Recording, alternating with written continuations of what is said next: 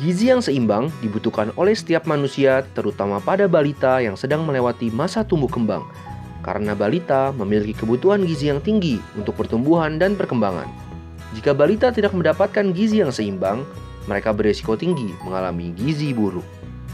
Fakta menunjukkan gizi buruk merupakan salah satu penyebab utama kematian pada balita. Menurut riset WHO tahun 2015, 45% dari 5,9 juta kasus kematian pada balita disebabkan oleh gizi buruk. Lantas, bagaimana status gizi balita di Indonesia? Indonesia merupakan negara kepulauan yang berlimpah sumber daya alamnya. Salah satunya adalah hasil-hasil di bidang pangan seperti padi, buah, sayur, daging, dan susu. Tapi, tahukah Anda, ternyata masih banyak balita di Indonesia yang mengalami gizi buruk. Menurut Riskesdas tahun 2013, secara nasional prevalensi gizi buruk pada balita sebesar 19,6%.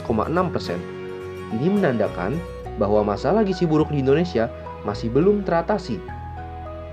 Di antara 33 provinsi di Indonesia, terdapat 3 provinsi yang memiliki angka prevalensi tertinggi, yaitu Sulawesi Barat, Papua Barat, dan Nusa Tenggara Timur. Mengapa hal ini bisa terjadi di Indonesia? Konsumsi makanan yang buruk dan tidak seimbang pada ibu hamil dan balita. Lingkungan tempat tinggal yang buruk. Penyakit infeksi berulang seperti TBC, penyakit saluran pernapasan, dan diare. Pendidikan orang tua yang kurang tentang kecukupan gizi.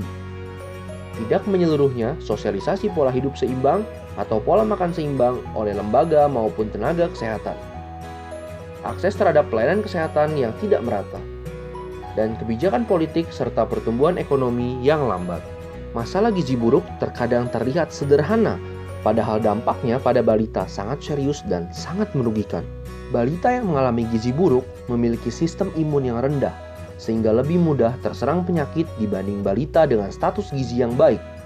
Selain itu juga, gizi buruk dapat menghambat tumbuh kembang balita, dan lebih parahnya lagi, gizi buruk yang berkepanjangan pada balita dapat menyebabkan kematian.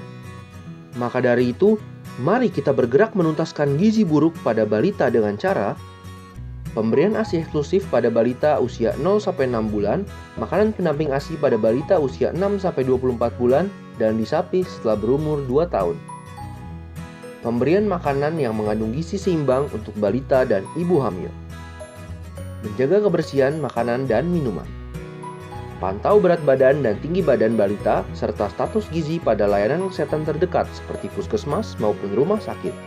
Semua hal tersebut tidak dapat terjadi tanpa peran serta tenaga-tenaga kesehatan dan pemerintah dalam upaya sosialisasi tentang pentingnya gizi seimbang pada balita, serta penyediaan pelayanan kesehatan, lingkungan yang baik, dan pendidikan yang merata.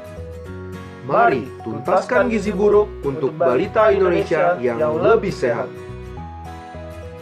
GUSI, Gizi untuk Sehatkan Indonesia.